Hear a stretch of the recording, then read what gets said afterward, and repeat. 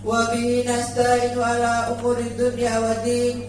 Wassalatu wassalamu ala asrofil anbiya'i wal mursalin wa ala alihi wa sahbihi ajma'in. Amma ba'du.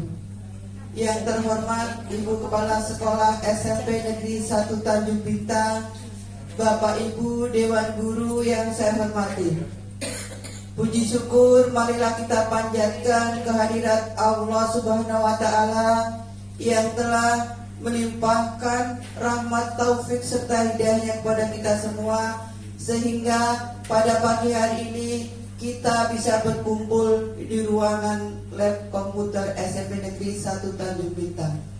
Sholawat teriring salam, marilah kita sanjung agungkan kepada junjungan Nabi besar Muhammad Sallallahu Alaihi Wasallam yang selalu kita nanti-nantikan syafaatnya di yaumil qiyamah. Allahumma amin ya robbal alamin.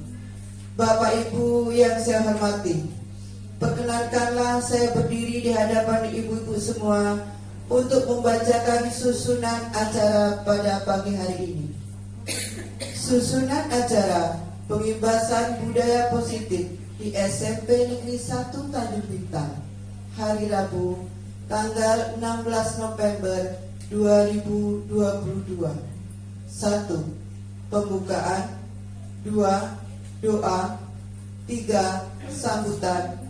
4. Acara inti. 5. Tanya jawab. 6. Penutup. Bapak Ibu yang saya hormati, acara yang pertama, pembukaan. Agar acara ini mendapat ridho dan rahmat dari Allah Subhanahu wa Ta'ala, marilah kita buka acara ini dengan sama-sama membaca lafaz basmalah. Bismillahirrahmanirrahim. Berikut acara selanjutnya, doa yang akan dipimpin oleh Bapak Dr. Andes Tursino MPD. Kepada Bapak disilahkan.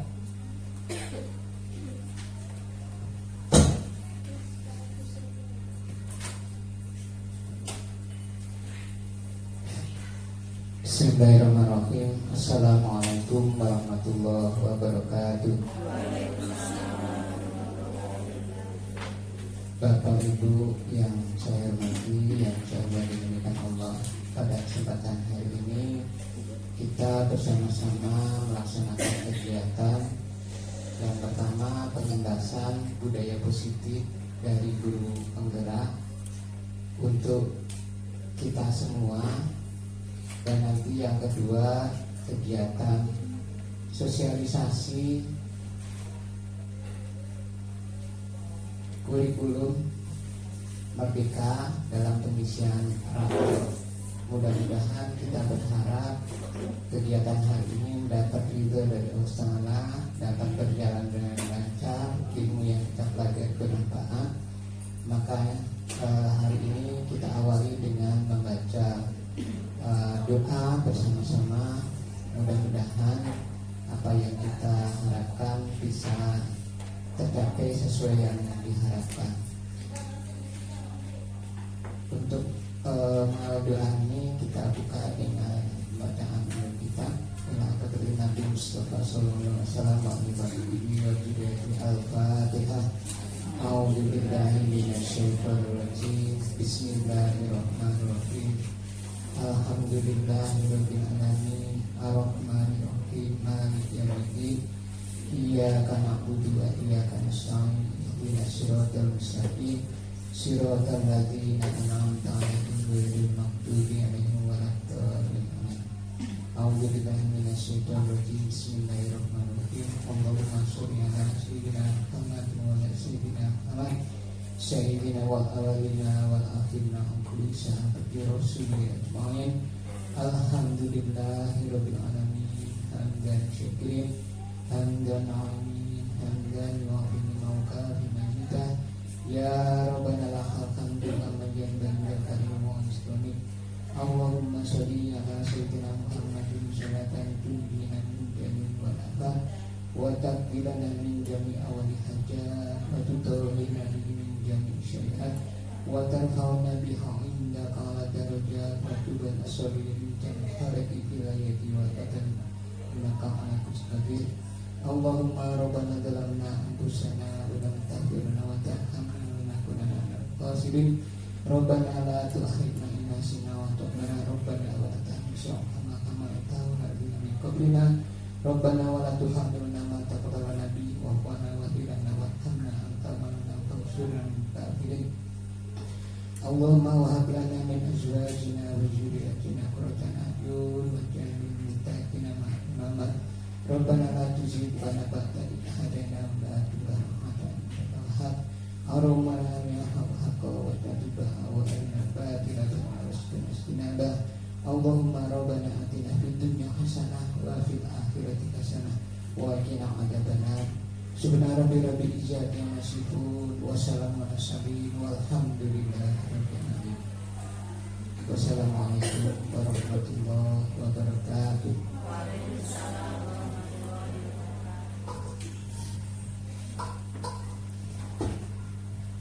Terima kasih kepada Bapak Dr. Andes Tursino MPD yang telah memimpin doa. Semoga doa-doa kita yang dijabah oleh Allah Subhanahu wa taala. Amin ya rabbal alamin.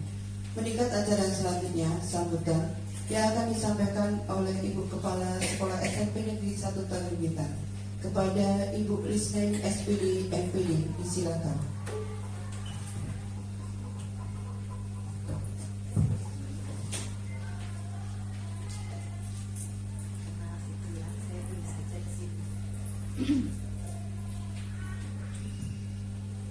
Bismillahirrahmanirrahim. Assalamualaikum warahmatullahi wabarakatuh. Waalaikumsalam warahmatullahi wabarakatuh. Tabipun. Alhamdulillah, alhamdulillahirabbil alamin. Allah senantiasa memberikan limpahan rahmat.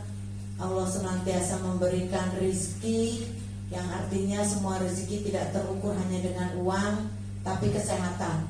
Di masa saat ini setiap berkumpul dengan teman-teman, apakah itu di MKKS, di sekolah, ada suara gitu ya.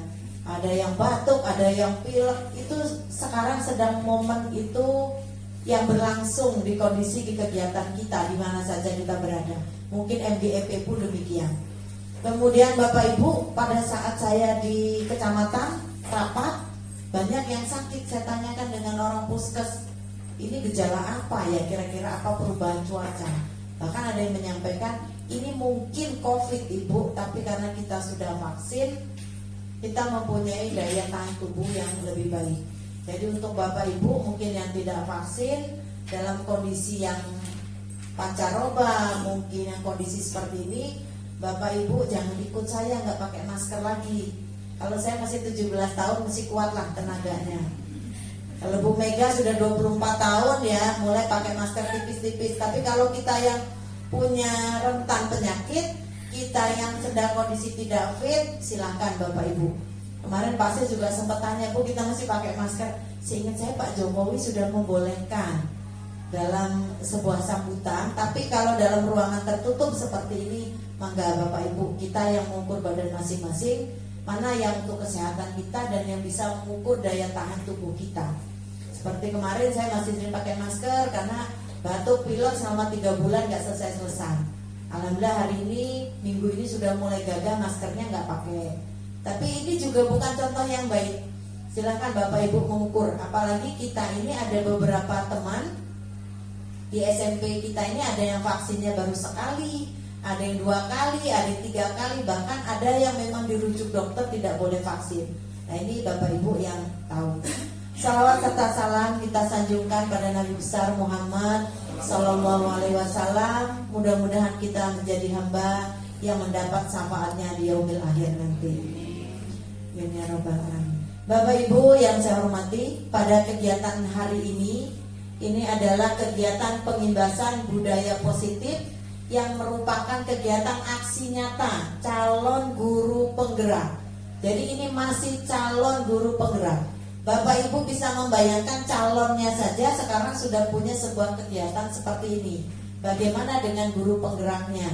Alhamdulillahnya Bu Anissa ini sudah punya mentor, sudah punya orang yang membuka jalan tentang guru penggerak. Jadi ada teman sharing, partner bertanya, Tidak seperti kita kemarin ya Pak, tim PKP ini tanyanya ke siapa, Lampung Selatan ini baru perdana. Tapi kalau untuk guru penggerak, alhamdulillah sekolah kita sudah ada. Dan tidak semua sekolah punya guru penggerak. Kita ada Bu Juariem, mungkin bisa sharing, Bu, bagaimana kalau tugas seperti ini, bagaimana kegiatan ini. Dan itu pun sekarang Bu Juariem juga sudah dibebankan tugas pengimbasan. Nah, artinya Bapak Ibu, Bu Juariem saja mengimbaskan ke sekolah lain, masa di sekolah kita yang tidak paham. Ini yang harus menjadi beban di pundak kita. Kita sok pinter lah pokoknya. Karena kalau Bapak Ibu kumpul MGMP, kalau nanti orang berbicara kurmer, nyontoh sih RPP-nya itu tadi, nyontoh modulnya, nyontoh ini itunya, sangkanya ini kita udah luar biasa. Bahkan saya saja kalau di LKKS itu juga begitu, tempat orang bertanya, kalau kurmer itu bagaimana, kalau ini bagaimana. Nah, kita yang harus update terus Bapak Ibu. Nah, ini Bu Anissa akan menyampaikan budaya positif. Sekilas saja, yang namanya budaya itu kan berarti ada pergeseran. Kalau sekarang ada istilah paradigma lama, sekarang dibuat paradigma baru. Kalau paradigma lama itu dalam istilahnya hanya ini ilmu saya selesai sampai situ. Ini bantuan saya barangnya beras, misalnya PIP, ya sudah sampai situ, tidak dikaji gunanya untuk apa dan lain sebagainya. Kalau dalam paradigma baru ini Bapak Ibu diminta memberikan pembelajaran, tapi Bapak Ibu juga diminta mengukur kompetensinya. Kompetensi yang diminta bukan main-main Bapak Ibu, bukan hanya nilai. Kalau nilai sekarang sudah nomor sekian. Kompetensinya diminta itu umum, menyeluruh. Kemudian yang kedua karakter. Ini yang menjadi beban berat kita sebenarnya. Sepertinya cerita sepele. Anak tidak ada lagi cerita anak tidak naik kelas untuk kelas 7. Ini kalau anak dengar kata Pak Dani kemarin bisa besar kepala ya Bapak Ibu. Tidak ada anak yang gak naik kelas. Yang ada anak yang tidak berkarakter dan tidak tuntas. Nah, artinya tugas kita dituntas-tuntaskan. Anak ini bab 1 yang tuntas hanya 60%. Kemarin disampaikan itu yang saya tanya. Kalau sampai 3 kali diulang, kan ada anak itu kelas tertentu diulang 3 kali nilainya juga begitu aja. Ternyata kata Pak Dani kemarin, Bapak Ibu boleh bertukar peran dengan kawannya, kolaborasi. Misalnya yang ngajar di A ganti dulu ke F, yang F ganti dulu ke A, begitu. Siapa tahu anak itu belajar dengan saya nyambung, belajar dengan Bu Nurjana enggak. Tapi di kelas saya belajar dengan Bu Nurjana itu bisa oke, belajar sama saya anak enggak nyaman. Karena karakter kita walaupun sama-sama modulnya, cara penyampaian, tekniknya semuanya pasti beda. Makanya Bapak Ibu tidak usah berpikir pelit tentang administrasi. Karena administrasi itu mau dipegang orang seperti apapun, supirnya beda, mobil sama-sama Innova, jalannya rasanya akan berbeda. Jadi jangan kalau kawannya ada yang sedang sakit, sibuk, contoh sih ini modulnya seperti aku belum kok, padahal kita sudah. Jangan Bapak Ibu, insya Allah berkahnya itu banyak. Karena itu diturunkan lagi ke anak. Jadi bukan karena hanya untuk nama baik sekolah. Ini yang dititipkan dalam paradigma baru. Tidak lagi ada pengukuran KKM ya Pak Sis kemarin ya. Tidak ada. Yang ada tidak tuntas. Pokoknya diuber. Kalau target Bapak Ibu itu anak 5 nilainya ya harus sampai 5. Mau 3 kali, 4 kali monggo. Kalau yang ini berlanjut, yang ini 3 orang ini gak nyambung bebel, ya Bapak Ibu revisi terus sampai dia bisa melanjutkan ke bab kedua. Kalau dulu kita kan kejar tayang nyari buku, kejar bukunya habis buku itu di semester 1. Sekarang tidak lagi kita mengutamakan materinya, tapi mengutamakan hasilnya. Karakter anak itu terbangun dari materi membuat puisi itu seperti apa, kemudian bagaimana kemampuan membuat puisi. Jangan mencari kosakata indah untuk puisi. Ini ada bunga, amati. Nyari kata yang indah aja belum bisa, Bapak Ibu sudah harus membuat puisi. Ditunggu 2 hari juga puisinya akan jelek, tidak akan punya kompetensi yang bagus. Nah, kamu kalau jatuh cinta, kamu senang dengan orang lain, kamu ngomongnya bagaimana yang indah. Itu anak mikir berat loh Bu, mikir berat. Tapi ada anak tertentu nanti akan cepat. Izinkan aku mengarungi danau bening di hatimu. Wih, sweet. Ada yang nyambung, ada yang tidak. Aku ingin mendayung perahu itu sampai tepi dermaga bersamamu. Tepi dermaga bersamamu. Ada yang nyambung, yang mungkin punya pacar. Wih, mau pacaran, sweet. Biarkan kelas itu ribut, nanti yang gak nyambung. Apa sih maksudnya? Kalimat indah dua kata itu nanti kembangkan. Kamu yang jatuh cinta punya puisi yang lebih puitis. Kamu yang gak mikirin begitu, puisimu akan berbeda. Ada orang yang memikirkan tentang ketuhanan, dia akan dia mau ke dermaga sampai puncak akhir nanti, ingin bersama yang Maha Kuasa dengan cerita yang indah. Itu beda. Nah, kompetensi itu Bapak Ibu. Jadi Bapak Ibu kemarin disampaikan Pak Dhani, tidak usah kita buru-buru. Aduh, bab 2 belum, bab 3. Kompetensinya yang dikejar. Jadi setiap anak harus punya kompetensi dan karakter. Kemudian yang disebut dengan budaya, Bapak Ibu, budaya itu bertahun-tahun terbentuk. Contoh nyapu saja. Saya kan menyampaikan dulu ngobrol dengan kawan-kawan, kalau di sana itu di tempat tertentu, anak itu kalau pagi dia tidak akan masuk kelas kalau kelasnya belum bersih. Budaya temennya nunggu di luar gitu, terus yang piket ini kan merasa masuk. Kelasnya belum kamu sapu, yang menghukum sosialnya, bukan gurunya. Yang belum piket kelas 7 ini 7 itu belum budaya. Anak belum berpikir tentang pentingnya itu. Membangun itu Bu bertahun-tahun. Tidak seperti membalikan telapak tangan kelas ribut. Diam, keluar kamu, selesai. Tidak, gak akan selesai. Dielus-elus kepalanya, kita doa, kita tiup, setahun baru budayanya itu mungkin akan muncul. Nah, tapi itulah karakter kita. Dilihat dari budaya sekarang, Bapak Ibu beratnya jadi guru. Saya saja yang kemarin hari Senin saya ngomong dengan Bu Dwi, udahlah Senin ini libur dulu marahnya, karena anak upacara masih ribut. Terus yang nggak pakai atribut banyak. Biasanya kan saya panggil, kumpulkan, terus ya, libur dulu lah Bu, saya marahnya. Kita juga harus jaga diri kita Bu. Kalau emosi kita ini sudah tidak stabil, sudah terbangun kebencian terhadap anak, setiap hari marah, anak benci dengan kita, ngobrol udah gak match lagi. Saya kadang-kadang ngintip cara Pak Tursino, kadang-kadang saya, Pak Tursino ini telaten ngurusin anak bandel-bandel itu, kalau diomongin nyaut-nyaut gitu ya. Ya malah Pak, saya kan preman, saya jagoan. Rasanya itu pengen selepok gitu. Tapi ternyata saya lihat anak-anak dengan Pak Tursino bisa dekat. Dan ternyata nggak mesti harus dengan bahasa seperti itu kita kategorikan ngelunjak, tidak. Artinya ngelunjaknya anak itu dengan zaman kita beda Bu memang. Kalau kita mengukur zaman kita, ketemu guru cium tangan, naik angkot ada guru kita mundur selangkah, silakan Bu. Gurunya mau duduk kursinya ditarikkan. Kalau zaman dulu angkatan saya saja masih begitu. Kalau sekarang kalau bisa gurunya mau duduk kursinya yang ditarik. Kalau gurunya jatuh lucu gitu. Memang ukuran karakter dan budaya sama, tapi di masa yang berbeda itu juga akan punya hal yang berbeda. Mudah-mudahan nanti yang disampaikan oleh Bu Anissa ini terkait dengan karakter, terkait dengan Bu Anissa yang sedang proses menjadi guru penggerak, ini menginspirasi Bapak Ibu terutama yang masih punya waktu dan peluang. Kalau yang sudah 10 tahun mau pensiun kan tidak bisa. Yang muda-muda, jadi kita berpikirnya itu bagaimana saya ini maju, saya bergerak, biarlah rezeki dan lain sebagainya itu mengiringi. Saya punya pelatih pramuka di sana, tidak mau dihonor, namanya di SK pun tidak ada. Bu, semua orang kaget begitu tes PNS dia yang keterima. Banyaknya guru, itu kita nggak tahu rezeki Allah yang akan diturunkan dengan prasangka-prasangka yang lain. Kayaknya aku nggak pernah dibayar guys, tapi rezekinya turun situ. Orang kaget semua. Begitu dapat di sana, rupanya di SD itu ada yang gadis juga ditempatkan di sana, dapat jodoh di sana. Saya diundang di Lampung Barat di pinggir pantai, sekolahnya SMP berapa gitu di Kruyat itu ya.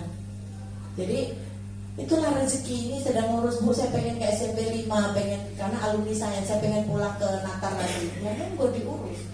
Kita nggak tahu Bu, tapi apa mungkin ya pindah, apa yang tidak mungkin barang yang dilihat mata. Saya dulu kalau berpikir mana mungkin masih 3 bulan PNS langsung prajabatan. Rupanya kuota tahun yang lalu kurang 47 orang nama saya masuk. Begitu prajabatan tadi ngobrol tentang surat cinta anak-anak. Saya itu begitu prajabatan kenal Bapak, pulang diantar langsung dilamar karena dulu belum ada HP. Daripada dari Kota Agung ke Pumbur, Lampung Tengah itu komunikasi payah lagi, nyampe langsung dilamar.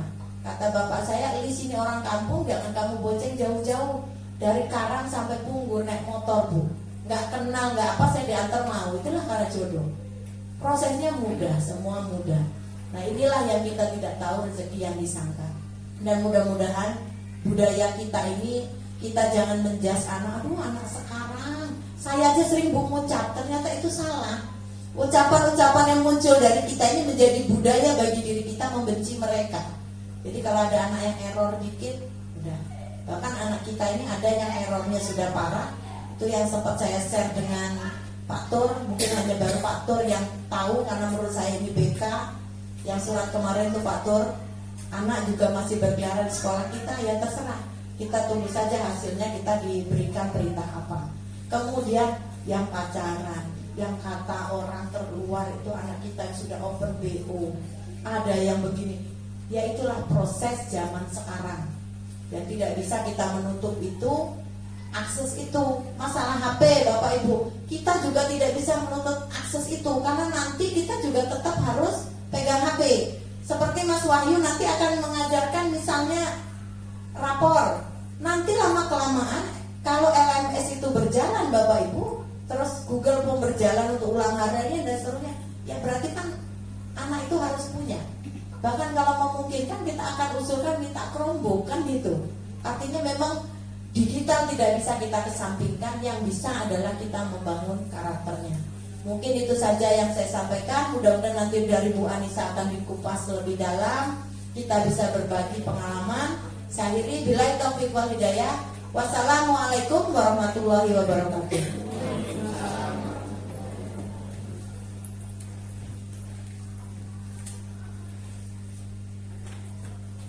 Terima kasih kepada Ibu Lisnaini SPD MPD yang telah memberikan kata sambutan.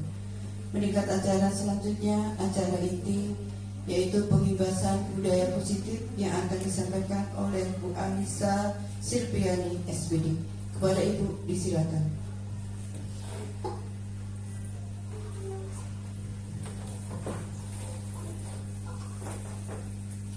Bismillahirrahmanirrahim. Assalamualaikum warahmatullahi wabarakatuh. Alhamdulillahirabbil alamin. Puji syukur kehadirat Allah Subhanahu wa taala. Allah mampukan kita berkumpul di tempat ini. Semoga berkumpulnya kita hari ini membawa nilai dan keberkahan yang banyak, menjadi manfaat insyaallah. Mudah-mudahan amin ya rabbal alamin. Puji dan sanjungan kita aturkan kepada Nabi besar kita Rasulullah SAW. Semoga kita mendapatkan syafaatnya di yaumil kelak, insyaallah. Amin amin ya rabbal alamin. Alhamdulillah, saya memberi salam hormat kepada kepala sekolah yang sudah memberikan kesempatan waktu untuk melakukan pengibasan ini, yang terhalang awalnya mau terjadwal sesuai dengan acara adalah akan dilakukan secara daring, tapi ternyata kemarin berbicara dengan tulis mengizinkan untuk dilakukan secara langsung saja atau offline. Jadi ucapan terima kasih kepada kepala sekolah SMP 1 Tanjung Bintang Ibu Lisnaini atas kesempatannya dan waktunya. Kepada yang terhormat teman-teman guru, rekan-rekan, sahabat semua, semoga apa yang saya lakukan bisa membawa manfaat. Baik, yang pertama di sini saya akan menyampaikan tentang budaya positif. Apa itu budaya positif? Mungkin Bapak Ibu sudah sering mendengar tentang budaya, dan tadi juga sempat disinggung oleh kepala sekolah tentang budaya itu sendiri. Mungkin ada salah satu dari Bapak Ibu yang mau memberikan masukannya atau memberikan pendapatnya tentang budaya dan budaya positif di sekolah. Mungkin ada yang bisa sebagai brainstorming pagi ini.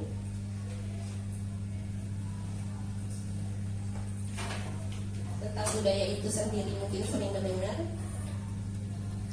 Mungkin Bu Jualian bisa menambahkan. Silakan.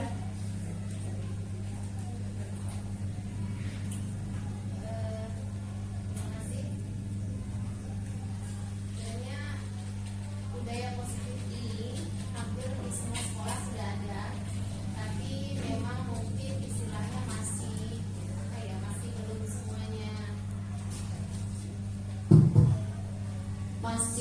belum atau masih terdengar asing mungkin terkait dengan budaya positif. Budaya positif ini lebih cenderung ke kebiasaan atau hal-hal baik yang dilakukan di suatu sekolah atau ekosistem itu sendiri.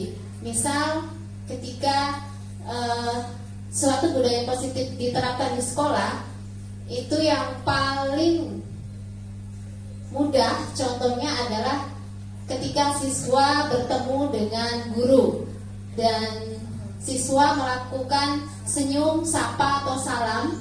Itu adalah salah satu contoh budaya positif di sekolah.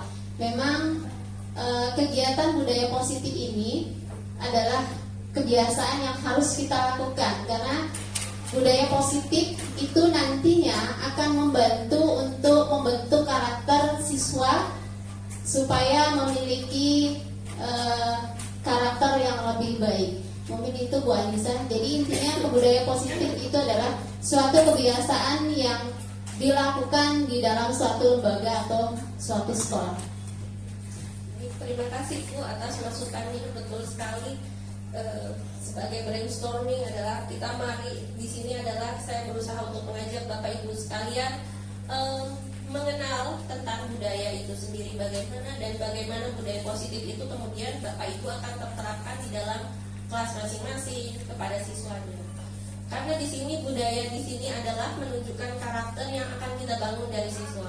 Itu adalah hal yang terpenting.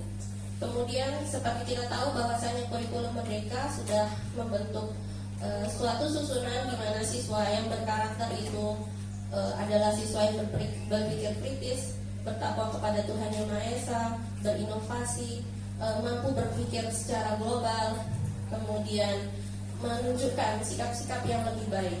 Nah, di sini kenapa kita belajar tentang budaya positif ini? Karena kemudian budaya positif ini dimunculkan bukan dari guru yang memotivasinya saja, tapi sesungguhnya budaya positif ini harus dimunculkan sebagai motivasi yang muncul dari siswa itu sendiri. Artinya muncul siswa yang memiliki motivasi secara intrinsik atau dari dalam dirinya. Baik, lanjut. Baik, dikenalkan dengan arti budaya. Budaya positif merupakan perwujudan menurut KBBI atau budaya adalah suatu kegiatan dan penciptaan batin atau akal budi manusia seperti kepercayaan, kesenian, adat istiadat, keseluruhan pengetahuan manusia sebagai makhluk sosial yang digunakan untuk memahami lingkungan serta pengalamannya dan menjadi pedoman akan tingkah lakunya. Jadi garis besar di sini yang ditunjukkan adalah berubahnya karakter siswa kita yang tadinya belum memiliki karakter baik. Mari kita ajak mereka untuk memiliki karakter baik tersebut. Di sini budaya positif merupakan perwujudan dari nilai-nilai atau keyakinan universal yang diterapkan di sekolah, seperti yang disampaikan tadi oleh kepala sekolah dan Bu Juariam, bahwasanya yang dikatakan dengan keyakinan universal adalah keyakinan baik. Karena semua orang pada dasarnya memiliki keyakinan baik. Meskipun kalau kita mengatakan anak ini berperilaku kurang baik, maka yakinlah di dalam diri mereka itu terdapat karakter baik, dan karakter ini yang akan kita munculkan. Begitu. Bukan karena motivasi lain, bukan karena gurunya yang paksa, tapi di sini budaya positif akan mengajak Bapak Ibu belajar dengan modul yang kemudian bahwasannya menggunakan di sini budaya positif diawali dengan perubahan paradigma tentang teori kontrol. Akhirnya bagaimana siswa mengontrol dirinya sendiri, bukan karena dikontrol oleh gurunya. Baik. Next. Topik dalam yang akan saya bahas hari ini ada 6, yaitu disiplin positif dan nilai kebaikan. Kedua adalah teori motivasi, hukuman, penghargaan, dan restitusi. Yang ketiga adalah tentang keyakinan kelas. Yang keempat, kebutuhan dasar manusia. Yang kelima adalah posisi kontrol restitusi, dan yang terakhir adalah ke segitiga restitusi. Baik, di sini garis besarnya kita lihat secara mendalam. Perubahan Paradigma Budaya Positif oleh Dr. William Glasser dalam Kontrol Teori. Beliau menyatakan bahwa mungkin ini adalah hal yang sudah lama, tapi bentuknya akan baru karena kita mulai menggali lagi dari alam bawah sadar kita, bahwasanya ternyata apa yang kita terapkan selama ini ada beberapa hal yang kemudian harusnya tidak terlakukan tapi ternyata terterapkan. Dan ini saya rasakan sendiri begitu, karena saya juga melakukan hal yang sama. Di sini ilusi guru mengontrol murid. Kalimatnya adalah ilusi. Ilusi itu kan sesuatu yang menurut kita ada, padahal itu tidak ada. Ternyata kita salah begitu menjabarkannya. Maksudnya apa di sini? Pada dasarnya kita tidak dapat memaksa murid untuk berbuat sesuatu jika murid tersebut memilih untuk tidak melakukannya. Walaupun nampak gurunya sedang mengontrol perilaku murid. Kenapa demikian? Karena sesungguhnya saat kita meminta murid melakukan sesuatu, sebetulnya adalah murid yang mengizinkan dirinya untuk dikontrol oleh kita, bukan kita yang mengontrol dirinya.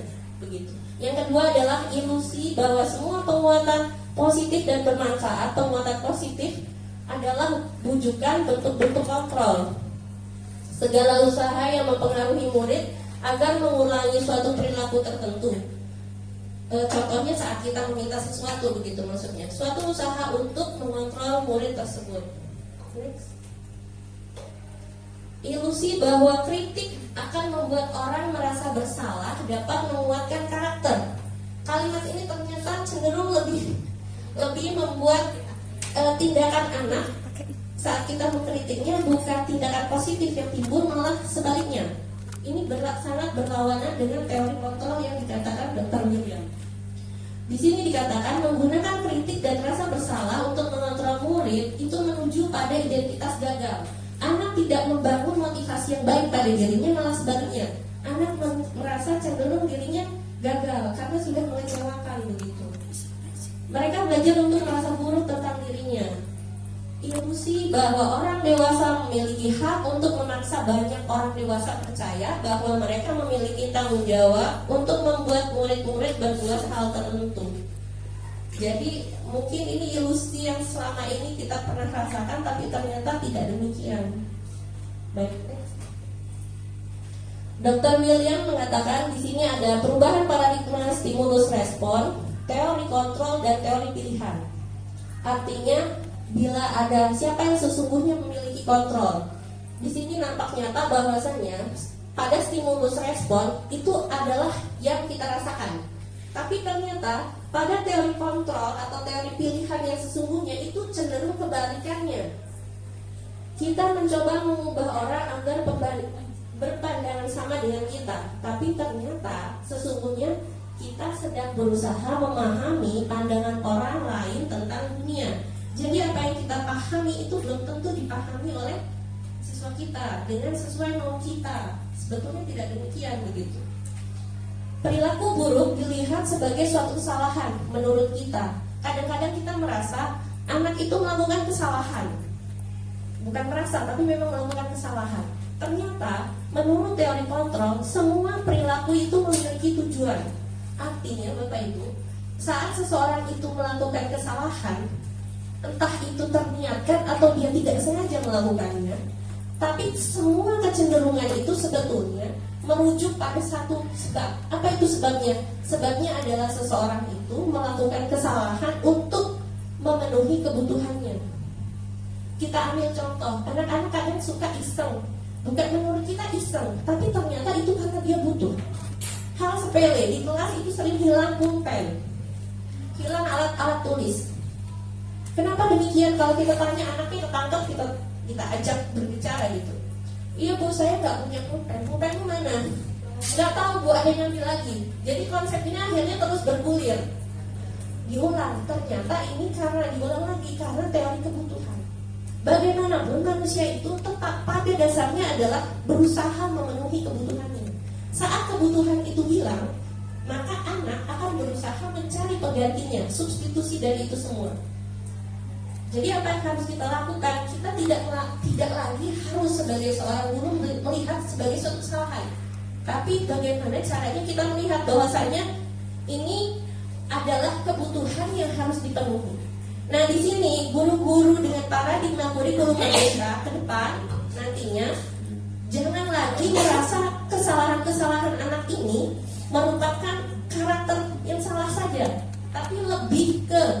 kita mendefinisikannya dengan perbaikan ke depan. Kita memberikan kesempatan dia untuk lebih baik, begitu. Baik, saya lanjutkan. Di sini ada orang lain bisa mengontrol saya. Tadi saya sudah katakan hanya Anda yang bisa mengontrol diri Anda. Saya bisa mengontrol orang lain. Salah. Sebetulnya Anda tidak bisa mengontrol orang lain. Pemaksaan ada pada saat bujukan gagal. Ini yang sering kita rasakan. Pemaksaan ada pada saat bujukan gagal. Maksudnya apa? Saat kita meminta anak untuk merespon baik, nah tugas dikerjakan, maka anak akan ada sebagian anak yang mengerjakan, ada yang tidak. Diulang, itu mungkin karena kebutuhannya belum terpenuhi bagi anak-anak yang gagal melakukan pekerjaannya. Mungkin anak tidak mampu untuk menjawab pertanyaannya. Kedua, mungkin terlalu sulit. Atau ketiga, dia belum sarapan. Atau keempat, banyak hal yang membuat gagal dalam merespon baik. Tapi guru cenderung kemudian langsung memberikan pemaksaan. Itu yang dikatakan sebagai bujukan gagal. Setelah berbicara baik-baik, ternyata anak tidak mengerjakan, yang ada kita langsung emosi mungkin. Marah, kok nggak dikerjakan? Kan tadi ibu sudah bilang, mungkin begitu. Ini adalah hal yang paling besar yang sering saya lakukan. Jadi seolah-olah anak salah dan kita harus hukum. Baik dilihat teori kemudian berpikir menang kalah. Di sini akan ada dua kemungkinan. Anak cenderung untuk tidak melakukannya atau melakukannya dengan terpaksa. Maka menurut teori William, teori kontrol, model berpikirnya adalah win-win solution. Artinya dengan teori ini kita yakin anak menang, kita pun menang. Kita nggak jadi baper, kecewa anak tidak mengerjakan tugas. Di lain sisi anak mengerjakan tugas. Jadi dua-duanya mendapat impact baik. Begitu. Baik guys. Di sini tentang disiplin. Disiplin artinya belajar. Disiplin diri atau budaya positif itu adalah orang menggali potensinya menuju tujuan apa yang dihargai. Berarti anak harus mengerti dulu awalnya bahwasanya ini adalah hal baik untuk dilakukan dia, begitu. Namun dalam budaya kita makna kata disiplin telah berubah menjadi sesuatu yang dilakukan seseorang pada orang lain untuk mendapatkan kepatuhan. Kadang-kadang seperti itu. Oh iya, melakukan sesuatu, melakukan ini tugasnya. Misal membaca atau membuat ringkasan cerita. Tapi ternyata anak tidak melakukan. Ada anak yang patuh melakukannya. Kenapa? Diulang. Kalau anak yang mengerjakan berarti dia patuh. Kalau tidak mengerjakan, sekali lagi dikatakan dia tidak patuh. Padahal kebutuhan anak belum terakomodasi. Maksudnya demikian. Begitu.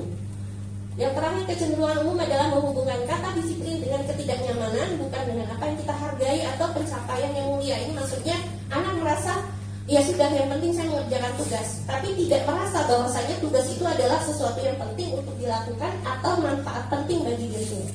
Nah, ini yang sering terjebak pada anak-anak, yang membuat anak-anak agak sulit, bukan sulit, lebih cenderung malas mengerjakan sesuatu atau mengerjakan tugas yang diminta dari gurunya. Baik, di sini ada nilai kebaikan yang ingin dicapai, bahwa setiap anak Indonesia kita kenal dengan profil pelajar Pancasila. Beriman, bertakwa kepada Tuhan Yang Maha Esa, berakhlak mulia, mandiri, berpikir kritis, berkebinekaan global, bergotong royong dan kreatif. Ini apakah akan bisa terwujud? Berarti jalan panjang prosesnya itu ada di tangan Bapak Ibu sekalian. Maka hari ini adalah hari di mana titik balik, mungkin tidak hanya untuk saya, mungkin mudah-mudahan jadi pandangan baru untuk Bapak Ibu sekalian, bahwasanya untuk mewujudkan ini langkahnya tidak mudah, langkahnya panjang dan prosesnya panjang. Itu yang seperti yang disampaikan oleh sekolah-sekolah tadi. Baik, next. Menurut teori motivasi perilaku manusia itu ada dua, motivasi secara eksternal dan kemudian motivasi secara internal. Motivasi eksternal adalah motivasi dengan level paling bawah. Level pertama di mana untuk menghindari ketidaknyamanan atau hukuman apa yang akan terjadi. Biasanya anak akan, kalau diberikan tugas dia langsung bilang begini di dalam hatinya. Mungkin kita semua dulu pernah jadi siswa ya Bapak Ibu. Di dalam hatinya selalu berpikir, kalau saya tidak melakukan tugas yang diminta, kira-kira Ibu Guru marah nggak ya? Kira-kira apa yang akan dilakukan Bapak Ibu Guru ya sama saya gitu. Ini motivasi belajar yang sangat paling rendah. Kenapa? Jadi melakukan sesuatu itu karena ketidaknyamanan, melakukan sesuatu karena hukuman. Kalau saya tidak mengerjakan, nanti saya kena hukum begitu. Ini disebut dengan motivasi eksternal yang pertama. Kemudian motivasi eksternal yang kedua, untuk mendapatkan imbalan dari orang lain, institusi, atau mereka akan mengatakan begini. Biasanya ini terjadi pada anak-anak yang kecenderungannya punya prestasi justru. Saya ini berprestasi misal dalam segi OSN, sekali, 2 kali pergi keluar mendapatkan penghargaan dan sebagainya. Itu motivasi yang baik secara eksternal. Namun nilai baik pada diri anak kadang-kadang terlewat karena dia ngerasa ini saya bisa melakukannya. Saya cenderung akhirnya dia hanya mengejar ambisinya bahwasanya saya bisa, dan kemudian terus dan terkontrolnya demikian. Jadi hanya mendapatkan kebaikan nilai itu berdasarkan imbalan. Oh berarti setelah ini nanti saya dapat piala, setelah ini saya bisa jalan-jalan keluar misalnya, dan setelah ini mendapatkan reward, mendapatkan pujian, penghargaan. Nah ini kecenderungannya adalah biasanya anak cenderung untuk merasa bahwasanya kayak ketagihan, addicted, tanpa dia sadari bahwasanya itu nilai itu tadi malah bukan menjadi kecenderungan yang baik bagi dirinya, malah sesuatu yang berkebalikan begitu. Di teori terakhir di sini dikatakan untuk menghargai diri sendiri. Saya akan menjadi orang yang seperti apa apabila saya melakukannya. Di sini kalimatnya mungkin seperti Bapak Ibu yang hari ini rasakan. Kenapa Bapak Ibu mau menjadi guru? Mungkin itu kembali lagi kepada diri kita. Kenapa saya harus mengajar? Karena saya merasa, dan saya yakin Bapak Ibu sekalian di sini merasa bahwasanya mendidik adalah sesuatu bukan hanya pekerjaan, tapi itu adalah identitas Bapak Ibu sekalian. Mungkin begitu rasanya. Ini adalah sesuatu yang berharga buat saya. Kalau ditanya, guru adalah KTP saya, mungkin seperti itu. Karena itu identitas diri saya. Nah, bagaimana identitas-identitas baik itu mampu kita bangun, mampu kita gali potensi tersebut dari karakter anak murid sendiri. Tidak kita yang memberikan secara eksternal, baik dia berupa hukuman ataupun penghargaan, tapi bagaimana caranya itu digali motivasi intrinsik dari dalam dirinya sendiri. Seperti suksesnya Bapak Ibu yang hari ini ada di ruangan ini, alhamdulillah semuanya menjadi guru dengan niat baik. Mungkin seperti itu. Baik, next. Di sini dikatakan oleh teori motivasi hukuman penghargaan restitusi bahwanya dihukum oleh penghargaan. Diulang, penghargaan ternyata itu menurunkan kualitas. Karena orang yang terlalu sering jadi juara, terlalu sering menerima penghargaan, kadang-kadang dia melewati itu semua tanpa makna. Karena dia yang penting hanya mengejar ambisi saya, mengejar pentingnya dunia saya adalah mendapatkan yang saya inginkan. Tapi dia lupa bahwa maknanya yang sesungguhnya adalah kebaikan itu untuk dirinya. Begitu. Penghargaan memaktikan kreativitas. Kreativitas apa yang dimaksud di sini? Karena kecenderungannya sudah tertutup ambisi begitu. Dan kemudian penghargaan mengurangi motivasi intrinsik. Intrinsik adalah motivasi dalam dirinya, tadi yang sudah dijabarkan. Baik, next. Menurut Ki Hajar Dewantara, merdeka itu artinya tidak hanya terlepas dari perintah, akan tetapi juga cakap dalam memerintah dirinya sendiri. Jadi diulang, mungkin ini yang disebut dengan membangun kesadaran pada diri anak. Begitu. Anak yang dibangkitkan untuk memerdekakan dirinya. Baik.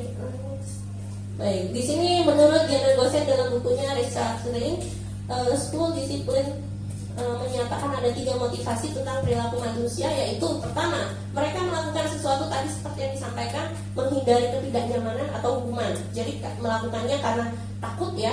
Kemudian mendapatkan imbalan atau penghargaan dari orang lain, yang seperti tadi saya sampaikan. Dan yang ketiga, untuk menjadi orang yang mereka inginkan, menghargai diri sendiri dengan nilai-nilai yang mereka percaya. Baik. Bentuk program kebajikan atau apresiasi ini adalah salah satu yang mudah-mudahan Bapak Ibu bisa terapkan di dalam kelas adalah Setiap anak adalah istimewa, dan setiap keistimewaan itu kita tidak tahu anak mana yang akan meraih kita, mengajak kita ke surganya nanti orang-orang bisawab. Tapi kita yakin dari sekian banyak anak, setiap anak adalah istimewa. Anak membawa karakternya masing-masing, anak membawa keistimewaannya masing-masing. Menurut kita saat ini mereka adalah anak-anak yang karakternya gagal. Diharapkan mudah-mudahan, kita nggak tahu ke depan dalam proses yang panjang, dalam doa-doa panjang kita, karakter ini mungkin akan terbentuk, mungkin akan terbimbing. Tapi bagaimana caranya? Nah, mungkin ini hanya pematik awal, Bapak Ibu. Saya share di sini pematik awal, mudah-mudahan ini merubah paradigma kita, bahwasanya tidak ada anak yang gagal. Kesalahan itu hanya untuk memenuhi kebutuhannya. Begitu. Di sini adalah guru memberi dukungan secara khusus. Setiap anak kalau bisa, ya tidak harus setiap hari, maksudnya tidak selalu anak ini, tapi kita bergantian anak-anak itu. Jadi mereka merasa bahwasanya kita peduli mereka dan kita sayang mereka dengan cara kita sendiri, dengan cara yang khusus. Nah, itu yang akan dibangun di bawah sadar mereka bahwasanya mereka disayang, memenuhi kebutuhannya. Karena anak-anak hari ini adalah anak-anak yang banyak sekali kehilangan rasa kasih sayang, baik dari keluarganya, bahkan orang sekelilingnya yang tidak peduli dengan dirinya. Jadi mereka lebih cenderung merasa tidak berharga. Dan ini sangat disayangkan. Dan kita nggak mungkin membangun suatu profil yang besar ternyata dibangun dari runtuhan atau puing-puing kesedihan anak-anak ini. Baik, di sini diberi pengakuan secara pribadi. Entah Bapak Ibu mau coba dengan memberinya dukungan dari pundak, misal ditepuk pundak. Kita nggak tahu, nggak harus dia dapat nilai 100 dulu untuk kita bilang bagus, bukan. Kadang-kadang mereka bisa menuliskan sesuai dengan yang kita minta, hanya 1 atau hanya 2, hargai. Mungkin itu kalimatnya yang terbaik saat ini. Kemudian beri pengakuan kepada semua murid secara bergantian, beri pengakuan secara konsisten, kemudian fokus kepada proses. Baik, kalau untuk hasil kita serahkan pada Allah.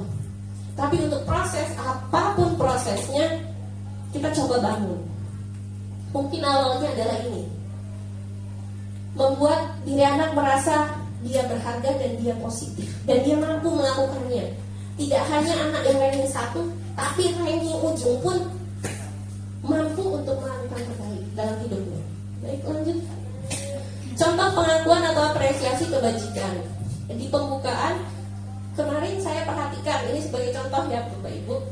Kemarin saya perhatikan nilai kebaikannya adalah rasa empatimu besar sekali. Situasinya apa saat itu? Pada saat menolong murid baru di dalam kelas kita. Jadi ini mungkin ceritanya ada murid baru, kemudian tiba-tiba ada anak merasa sebelahnya itu ada bangku kosong, kemudian dia bilang, sini, di sini aja ada bangku kosong. Ini menunjukkan empati pada anak. Nah mungkin ini kan kecil dan tidak kasat mata ya nampak, tapi kita bisa tahu bahwasanya anak ini empati loh sama temennya. Nggak harus dia dapat nilai 100 di dalam kelas. Baik, saya menghargai kepedulianmu, di sini nilai kebajikannya. Pada saat kamu membantu teman-temanmu di tugas kelompok. Kadang-kadang anak-anak dengan 3 tipe gaya belajar itu berbeda. Ada yang auditory, ada yang visual, dan ada yang kinestetik. Untuk anak-anak yang kinestetik itu senang sekali untuk bantu-bantu teman. Itu nampak sekali. Gaya belajar dengan cara melihat, itu membaca, biasanya tekun, rajin. Kalau untuk anak yang auditory kurang lebih sama. Tapi kalau anak kinestetik saat dilakukan pekerjaan di dalam suatu ruangan yang diberikan kebebasan, misalnya kalau saya sendiri di labor, itu nampak dia mau sekali bantu gurunya, bantu temannya. Pekerjaan itu baik sekali untuk mereka, dan ini mungkin perlu ditumbuh kembangkan. Kemudian pengakuan apresiasi yang terakhir ada terima kasih untuk rasa tanggung jawabmu pada saat memungut kertas. Anak-anak kinestetik itu lebih rajin Bapak Ibu di dalam kelas. Itu nampak sekali bahwasanya mereka lebih cenderung positif. Saat Bapak Ibunya bilang, ini papan kok penuh ya nak, gitu. Saya suka begitu. Nanti anak-anak entah siapa langsung cepat-cepat ya hapus papan tulisnya. Ini wujud kepedulian. Nah ini mungkin diapresiasi sama kita. Makasih anak, keren, bagus. Apresiasi itu tidak harus merupakan seperti yang tadi, diberikan penghargaan, diberikan hadiah dan sebagainya. Itu justru mematikan kreativitas. Ada hal yang mungkin kebanyakan malah addicted gitu. Tapi ujian yang demikian, apresiasi yang demikian justru membangun positif percaya diri pada diri anak. Oke, di sini kadang-kadang tindakan guru mencatat 100 kali dalam buku kalimat saya tidak akan terlambat. Oke, ini saya pernah lakukan.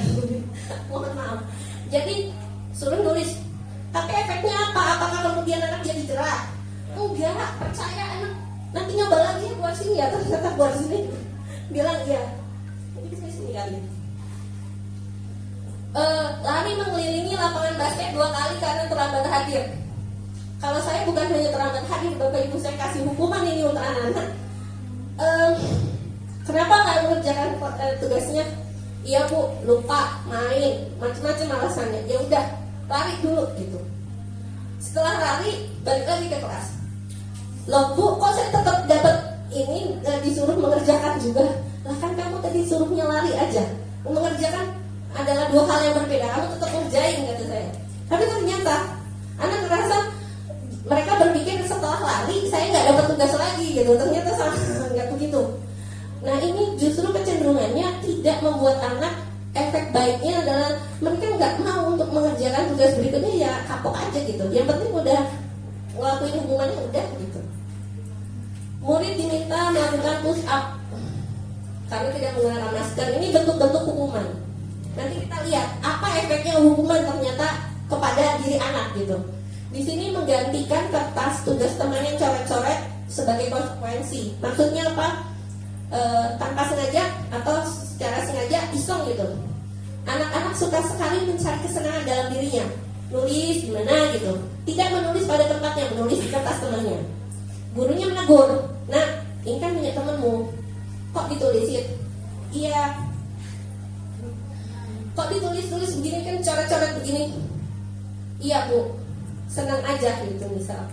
Nah ini ternyata kesalahan yang dilakukan oleh anak ini adalah kecenderungan dia untuk memenuhi kebutuhannya. Nanti kita lihat di slide-slide berikutnya.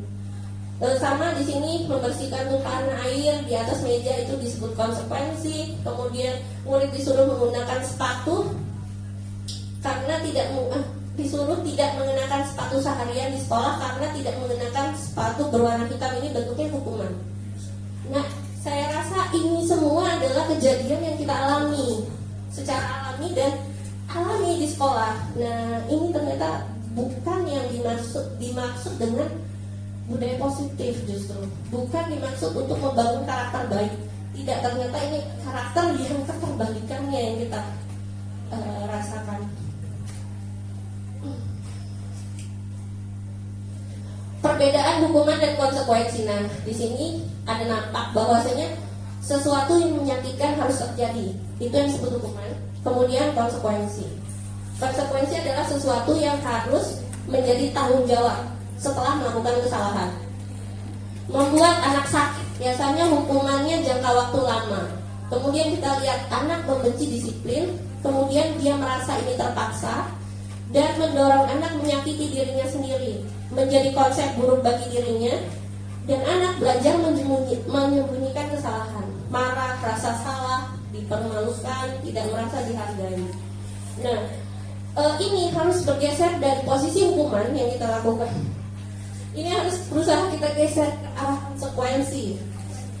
Di sini adalah anak akan menghargai tentang disiplin, kemudian membuat anak lebih nyaman. Di sini membuat anak terasa tidak nyaman dalam jangka waktu pendek. Kenapa? Karena konsekuensi adalah bayaran yang harus dia bayar atas kesalahan yang sudah dilakukan, gitu kan?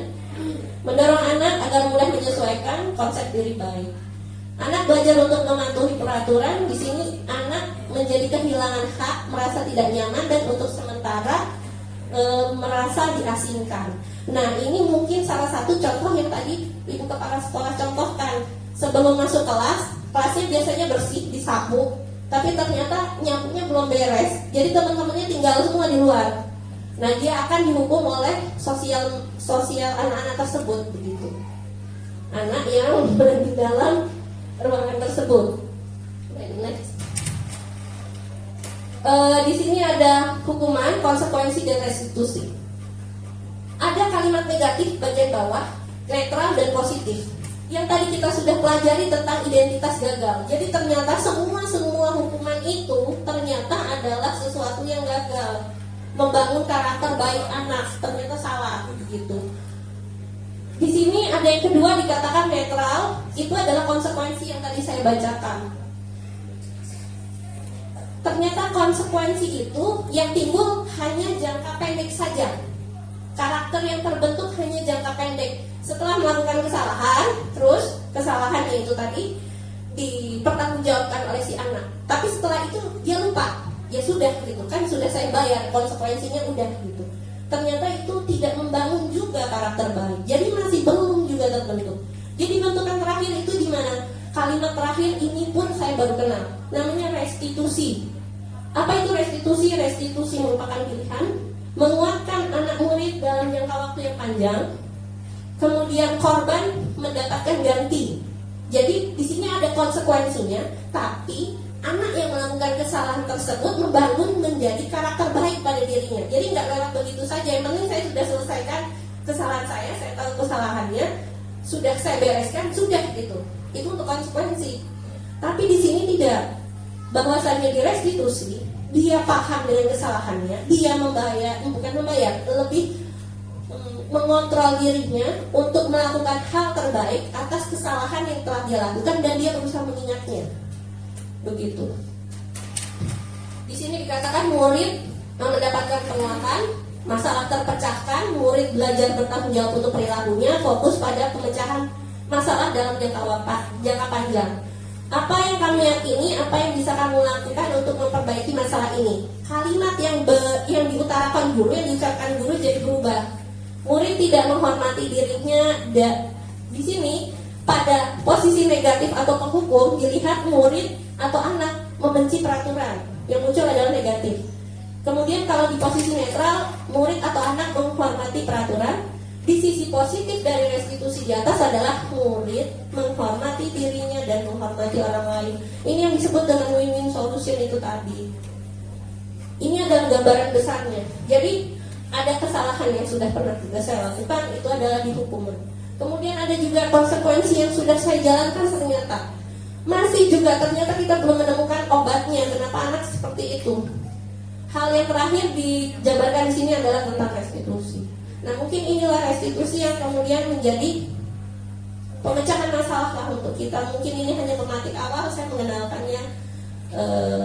mengenalkan secara dini saja perkenalan tentang restitusi ini. Begitu.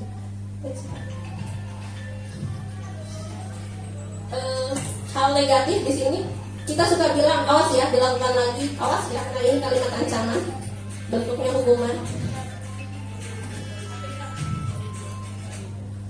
Kemudian hal negatif lain adalah mode paksaan, kemudian mendorong, menyalahkan dirinya sendiri, dan ini konsep buruk. Diulang, netral, lakukan apa yang saya katakan. Biasanya kita suka ngomong begitu, ayo nak, lakuin apa yang dibilang, lakukan apa yang diperintahkan. Ternyata ini adalah bentuk dari netral. Hanya mendorong kepatuhan, konsep diri baik, hanya sebatas konsep diri baik. Tapi konsep diri baik itu seolah-olah tidak berada di hati anak, tapi hanya di luarnya. Perwujudannya tidak menyerap ke dalam hatinya. Kita ingin perwujudan baik ini masuk ke dalam hatinya. Apa itu? Guru harus melakukan, kalimatnya adalah, apakah hal yang sesungguhnya ingin kamu lakukan? Ini yang dikatakan dengan kita bertanya kembali bahwasannya benar tidak akan dilakukannya begitu. Kemudian teori kontrol mendorong disiplin positif, konsep diri lebih kuat.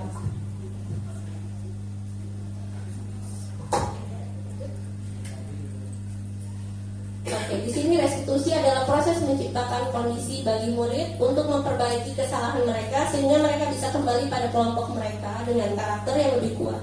Restitusi juga merupakan proses kolaboratif, mengajarkan murid untuk mencari solusi untuk masalah mereka, membantu murid berpikir tentang orang seperti apa yang mereka ingin menjadi. Setiap anak ingin menjadi seperti apa, seperti itu.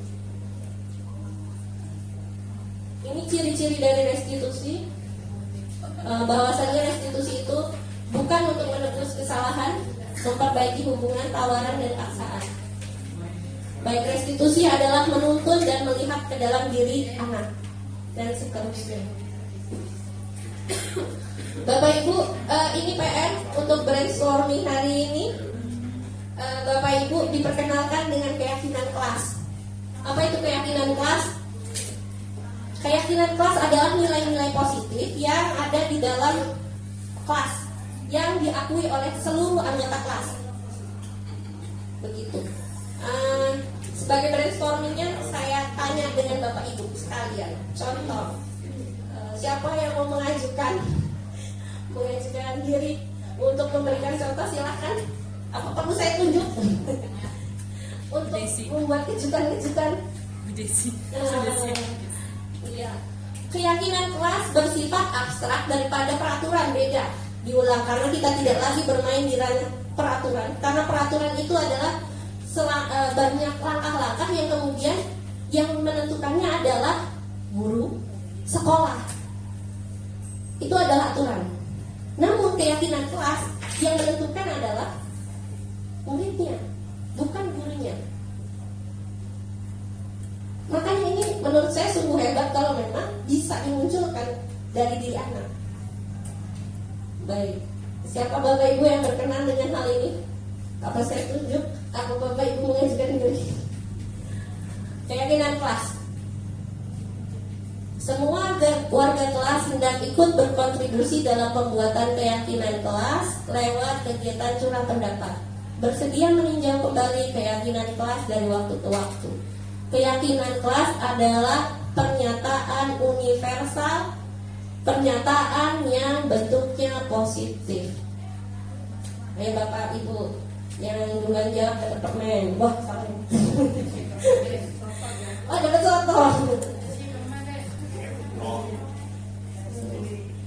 Ya, Bapak Ibu siapa yang mau mencoba?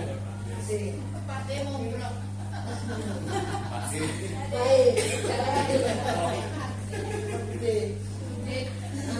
di sebelah kanan saya itu ada peraturan. Kemudian sebelahnya adalah nilai kebaikan yang dituju. Yang tadi saya simpan.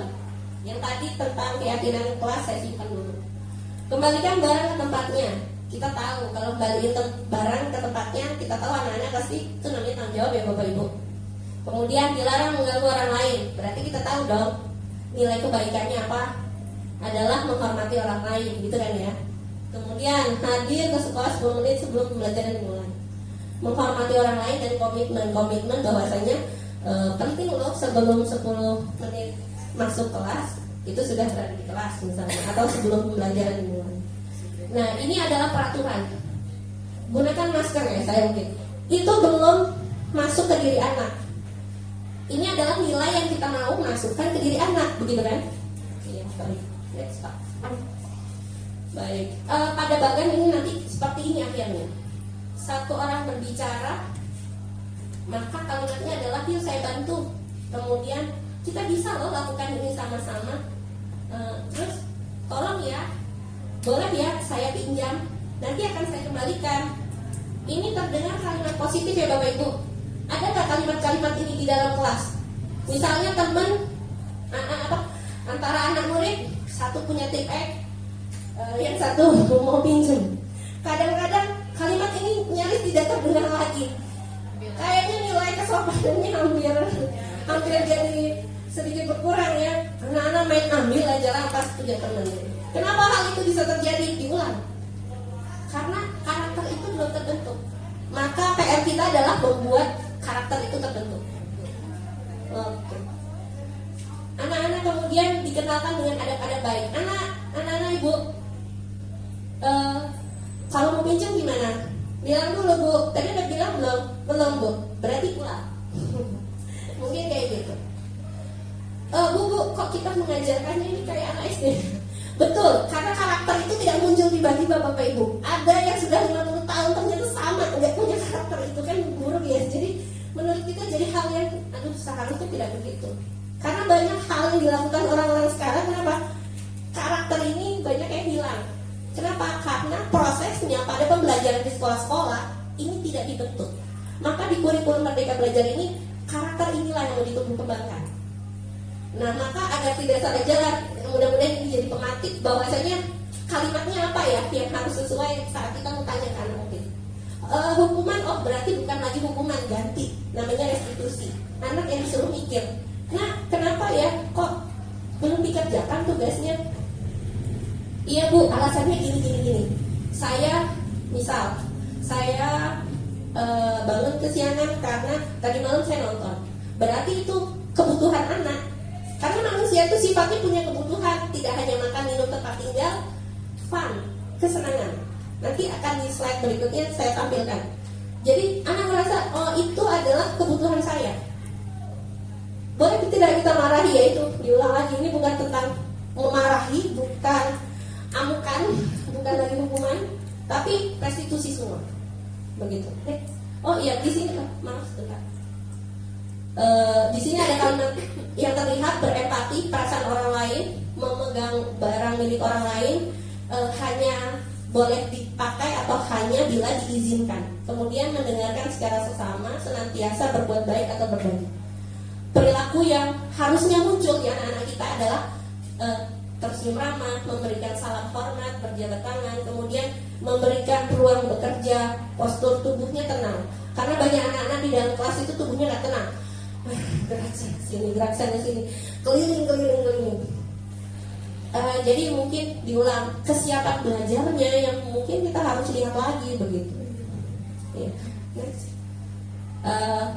Saya Bu Anissa dari tadi menceritakan tentang kesepakatan, keyakinan. Diulang, keyakinan adalah sesuatu nilai yang diharap baik. Nilai secara universal siapapun, jenis, bangsa, agama, ras, budaya apapun, baik itu tetap baik. Semua akan merasakan nilai universal yang sama. Jadi langkah pertama apa yang harus kita ambil bila kita mau memperbaiki karakter? Baik, pertama kali yang dicontohkan di sini adalah kita membuat kesepakatan kelas. Semua anak kemarin saya usahakan untuk kalimat pemicunya satu. Saya cuma bilang begini, anak ibu, kira-kira apa loh yang bikin kamu itu nyaman di dalam kelas? Kamu suka belajar. Kira-kira nilai apa yang menurut kamu itu baik? Secara tanpa saya sadar dan kemudian di luar ekspektasi saya, anak-anak itu banyak menjawab dan respon menjawabnya banyak. Saya kepengen kelas itu bersih, tidak ada yang terlambat, tidak ada yang berisik waktu jam pelajaran. Responnya banyak bu, bapak. Saya tidak menyangka mereka cenderung lebih cerdas untuk mengungkapkan isi hatinya gitu. Dari semua respon itu kemudian saya kumpulkan jadi satu. Maka terbentuklah yang sering kita tampilkan di kelas-kelas itu anak-anak tuh suka, mohon maaf ya, kayak misalnya mereka tuh suka apa? Ngata-ngatain sama orang tua gitu. Mungkin ya itu akhirnya jadi perdebatan panjang berbuntut pada ya. Mungkin udah berkelahi pada akhirnya. Ini saling mengolok-olok itu mungkin munculnya karena saling menghargai di antara sesama tidak muncul. Misal ada, Bu, saya kepengen barang saya ini terjaga keselamatannya. Ada yang bilang begitu. Tipek saya, pena saya habis Bu, hilang. Itu anak-anak nulis di situ. Oh iya, baik. Berarti kenapa anak bisa ada muncul seperti ini? Tidak menghargai. Mereka yang jawab sendiri. Tidak menghargai, Bu. Iya, tidak menghargai milik orang lain. Semua dianggap milik sendiri. Ini membahayakan, saya bilang. Jujur, Bu, ya. Berarti itu yang belum kita munculkan. Baik-baik, kita rangkum jadi satu. Jadi kesepakatan kelas ini dibuat. Jadi berharap ke depan di kurikulum Merdeka ini, sekali lagi diulang, bahwasanya kita harus memiliki kesepakatan kelas seperti ini. Bapak Ibu mulai mengeksplorasi lah di kelas-kelasnya masing-masing. Karena Bapak Ibu kan wali kelas ya. Ini harus disepakati. Dan yang membuat ini bukan ibu gurunya, seperti peraturan diulang, bukan. Tapi anaknya yang buat. Anak ibu, hal apa yang menurut kalian baik, yang ingin kalian lakukan, dan semua teman-teman melakukannya. Begitu. Baru dia terpancing. Oh iya, saya mau ini. Kita kumpulkan jadi satu. Kemudian kita identifikasi, seperti tadi, barang-barang hilang, berarti jujur. Kemudian menghargai hak orang lain. Kemudian datang tepat waktu, berarti komitmen. Begitu. Dan seterusnya. Kumpulkan jadi satu. Ternyata jadi membuat kesepakatan kelas ini juga nggak boleh banyak-banyak kayak peraturan, Bapak Ibu. Kalau peraturan bisa sampai 20 ya. Boro-boro baca nomor 1, 2, 3 aja baca saya ngantuk. Apalagi sampai terakhir. Nah, makanya kesepakatan kelas ini adalah bahasa nilai kebaikan secara universal yang kemudian anak-anak secara sedikit eksplisit tapi masuk di dalam hati anak-anak. Begitu. Baik, ini next. Kebutuhan dasar manusia di mana dikatakan dunia berkualitas. Setiap kita memiliki standar masing-masing tentang yang disebut dengan kebutuhan dasar.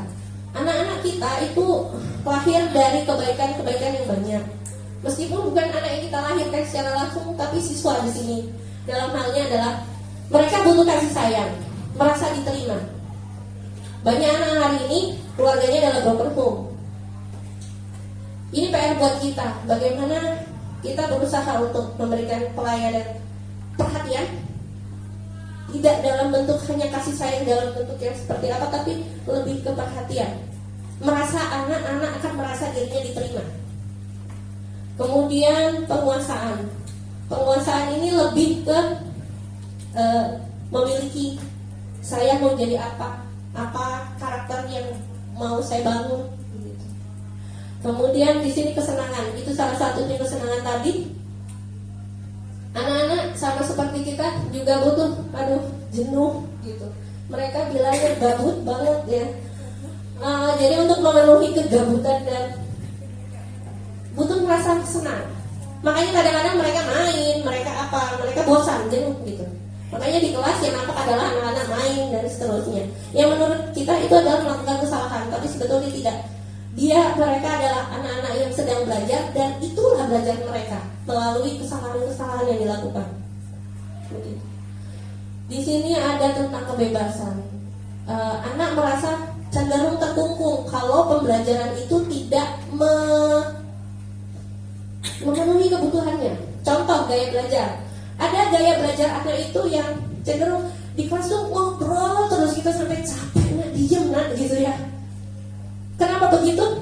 Ternyata tidak mengakomodasi pembelajarannya. Dia merasa jenuh, akhirnya impact yang dilakukannya adalah demikian.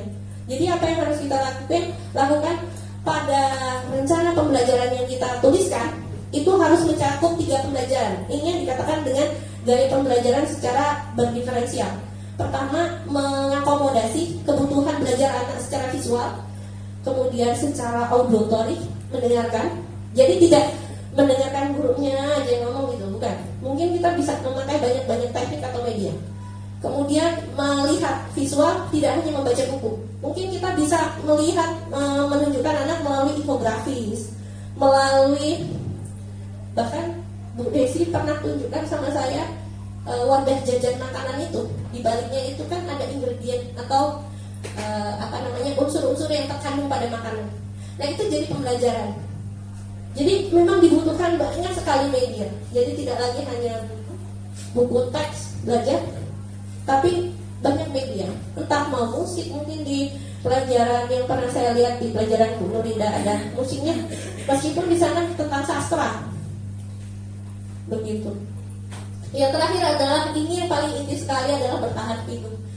Anak-anak ini kadang-kadang kebutuhannya tidak memenuhi karena lahir dari keluarga yang broken dan tercampur dengan anak-anak yang lain dan jumlah mereka banyak. Akhirnya kebutuhan bertahan hidup, makan, sandang, pangan, papan ini adalah hal yang dasar. Saat ini belum tercukupi, maka menjadi suatu kewajaran bila anak-anak tidak fokus di dalam kelas, tidak fokus untuk siap dalam belajar. Begitu. Baik. Ini adalah yang terakhir tentang posisi kontrol. Di sini guru berbuat, ada motivasi yang dilakukan guru. Ada identitas gagal, mudah-mudahan ini tobat saya tidak mengulanginya. Kemudian ada identitas berhasil dan sukses, kontrol dari luar. Kemudian yang terakhir, identitas berhasil, sukses, kontrol diri dari dalam diri anak itu sendiri. Di sini identitas gagal, kontrol dari luar, menghindari hukuman. Apa itu hukuman? Contohnya menghukum, menghardik, menunjuk-nunjuk, menyakiti, menyindir. Mungkin bahasanya jadi sarkas. Di sini ini adalah membuat orang merasa bersalah. Ibu harusnya maunya kamu kayak gini loh. Ibu kecewa loh sama kalian. Kok kalian begini? Nah itu kalimat-kalimat yang kemudian bukan memunculkan karakter baik pada anak, yang ada anak malah kayaknya dendam sama ibu bapak guru. Di sini kalau kamu tidak melakukannya, awas ya. Nah ini kan ancaman itu. Kamu harusnya tahu, ibu lelah banget loh, nggak suka loh. Akhirnya apa yang terjadi pada anak, hasilnya adalah anak memberontak, menyalahkan orang lain, berbohong, menyembunyikan, menyangkal, dan suka lagi berbohong. Di sini murid meletakkan guru di luar dunia berkualitas. Nah kan bahaya kalau kayak gini. Bahaya menghukum adalah murid meletakkan guru di luar dunia berkualitas. Kita semua punya standar kebutuhan masing-masing, tapi ternyata guru atau belajarnya, sekolahnya itu diletakkan dia di bagian luar dari dirinya. Artinya sesuatu yang dia nggak suka sudah dia tinggalkan. Jadi sekolah hanya yang penting saya nenteng tas ke sekolah, terus pulang nenteng tas lagi. Nah anak-anak ini yang biasanya kecenderungannya adalah ya nauzubillah di depan apa ya, kegagalan dalam pendidikan, institusi pendidikan akhirnya menjadi luka dalam begitu. Maka kalau kita lihat hari ini dengan orang dengan kecenderungan melakukan aktivitas yang tidak semestinya dengan tanda kutip, mungkin ini paradigma yang pernah salah, pernah diajarkan kepada mereka, ini yang membangun karakter itu sampai besar dan itu terus dimunculkan. Begitu. Mungkin di sini biar saja nanti juga marah-marah lagi. Anak sudah abai. Anak akan menjadi apatis, tidak peduli. Dampak pada murid adalah biasanya siswa akan mengulangi kesalahan. Pembuat orang merasa bersalah, maka anak menjadi kecenderungannya rendah diri. Bukannya tidak bernafsu ya, maksudnya tidak memiliki ekspektasi, tidak, rendah diri. Sudah, anak menjadi lebih apatis. Identitas berhasil kita lihat dari tengah, yaitu mengharapkan imbalan atau ketergantungan orang lain. Ini kalau anak yang kecenderungannya banyak dikasih hadiah, penghargaannya lewat hadiah-hadiah. Di sini biasanya anaknya lemah, tidak mandiri, dan kemudian cenderung bergantung, menitik beratkan pada sanksi untuk hadiah. Jadi kalau saya melakukan sesuatu harus ada hadiahnya. Kalau nggak ada hadiahnya saya nggak ngelakuin dong. Nah, mana yang kita harus kerjakan sekarang dan menjadi target utama adalah yang di ujung, di mana identitas berhasil adalah di sini mengajukan pertanyaan-pertanyaan guru, berubah dirinya menjadi sosok seorang manajer. Di atas adalah seorang penghukum, pembuat orang merasa bersalah. Identitas berhasil yang di tengah itu sebagai teman dan pemantau. Saya ulang lagi, untuk teman dan pemantau biasanya efektivitasnya agak rendah. Kenapa? Karena kalau anak dekat dengan guru, betul dia akrab, tapi belum tentu akrab dengan guru lain. Artinya belum tentu anak tersebut cenderung menyukai pelajaran lain. Hanya pada guru yang dia suka aja. Nah ini juga jadi salah akhirnya. Padahal anak harus mengeksplor semua kemampuannya. Anak harus mendapatkan semua hak-haknya. Begitu. Jadi dia lebih cenderung tergantung sama gurunya akhirnya. Nah di sini teman, guru sebagai teman ini sepertinya efektivitasnya jadi rendah. Dan terakhir itu pemantau, menghitung dan mengukur. Nah pemantau ini biasanya gurunya tuh sikapnya cuma santai, terus bilang, kenapa nggak kerjakan tugas kesiangan? Ya sudah, kamu tahu kan konsekuensinya. Nah, ya. Kerjakan ya. Ya bu, saya kerjakan. Nah itu diulang. Ini yang tadi saya ulang di depan. Anak memang melakukan pekerjaan, tapi pekerjaannya itu tidak masuk di hatinya, tidak menjadi kesan. Karena bagaimanapun pembelajaran yang baik adalah mengubah karakter anak dari yang belum tahu menjadi tahu, mencari ilmu seperti itu. Kemudian yang tadinya karakternya belum baik berubah jadi baik. Nah kalau hanya mengerjakan sesuai dengan konsekuensinya, berarti itu kan dimaksud adalah anak melakukan hanya sebatas melakukan pekerjaannya yang penting selesai, tapi tidak meninggalkan kesan. Nah ini yang 4, penghukum, pembuat orang merasa bersalah, teman dan pemantau. Mungkin ini yang mudah-mudahan bisa kita geser paradigma ini menuju ke paradigma yang baru, yaitu apa? Seorang guru adalah manajer, seorang guru adalah pembuat keputusan, bukan pembuat keputusan bagi anak, tapi seorang manajer adalah yang berusaha untuk berada di tengah-tengah anak, memenuhi kebutuhannya dengan mengajukan pertanyaan, misal menghargai diri anak itu sendiri. Kemudian kita bertanya, contohnya begini, apa yang kita yakini, apa yang bisa kamu kerjakan untuk memperbaiki masalah ini? Misal anak melakukan kesalahan, kemudian di sini kalau kita bertanyanya dengan cara yang demikian, maka diharapkan pribadi anak menjadi lebih kuat, lebih berkarakter. Murid diletakkan dirinya sebagai individu yang positif dalam dunia berkualitas. Berbeda jauh sekali dengan kaitannya murid meletakkan gurunya di luar dunia berkualitas. Jadi artinya kita ingin, bukannya kita dikenang sepanjang masa, tapi sebetulnya adalah bagaimana pendidikan yang kita berikan, pembelajaran yang kita berikan kepada anak itu terus membekas sampai dia tua nanti. Seperti halnya kita ya Bapak Ibu, saya pun berada di sini, ini mungkin konsep dasar yang sudah ditanamkan bertahun-tahun oleh guru-guru saya. Nah itu kemudian menjadi karakter saya hari ini, kurang lebih seperti itu. Banyak karakter pada diri kita yang juga jauh justru tidak lebih baik, tapi setidaknya karakter yang baik itu kita berusaha tanamkan pada diri kita agar kita memiliki nilai yang baik itu tadi. Begitu. Nah itu mungkin yang bagaimana siswa kita harus merasakan. Siswa kita harus memiliki kesan tersebut.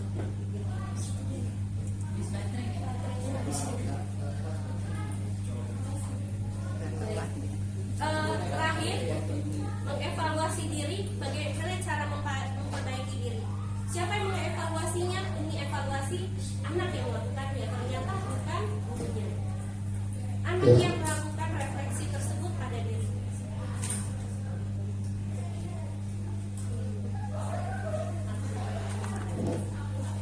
Baik, alhamdulillah ini ada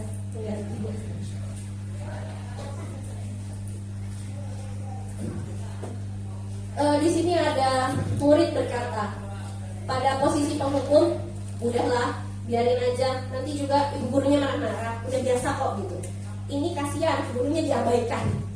Kemudian membuat orang merasa bersalah. Biasanya anak-anak itu akan memberikan statement, ibu maaf ya, belum mengerjakan PR atau dan sebagainya. Kemudian anak murid berkata pada posisi guru dan anak menjadi seorang berteman gitu. Saya pikir bapak ibu berteman dengan saya, ternyata kok gitu, saya kok malah disuruh mengerjakan ini, ibu gimana sih? Nah ini anak cenderungan bergantung. Kemudian di sini sebagai pemantau, yaitu sekali lagi guru karena posisinya hanya sebagai pemantau, dia hanya mengingatkan pembelajarannya itu dilakukan anak, tapi tidak membekas, tidak berkesan dan tidak bermakna.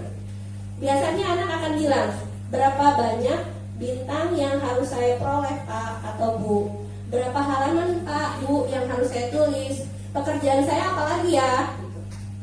Jadi anak-anak cenderung hanya mengerjakan tuntas pekerjaannya saja, tapi tidak meninggalkan kesan. Nah di sini kita berusaha untuk memberikan identitas berhasil, sukses dengan kontrol diri. Gimana? Bagaimana cara saya bisa memperbaiki keadaan? Siapa yang mengatakan ini pada dirinya sendiri? Adalah anak. Tidak mengulanginya lagi. Di sini dampak pada murid adalah penghukum, dia akan mengulangi kesalahan yang sama. Pembuat orang merasa bersalah, dia akan merasa rendah diri. Sebagai teman, dia jadi lemah, tidak mandiri. Sebagai pemantau, menitik beratkan pada sanksi atau hadiah. Yang terakhir, manajer. Di sini guru berusaha untuk anak mengevaluasi dirinya sendiri, bagaimana cara memperbaiki kesalahan yang telah dia buat. Artinya anak mampu melakukan refleksi. Terakhir,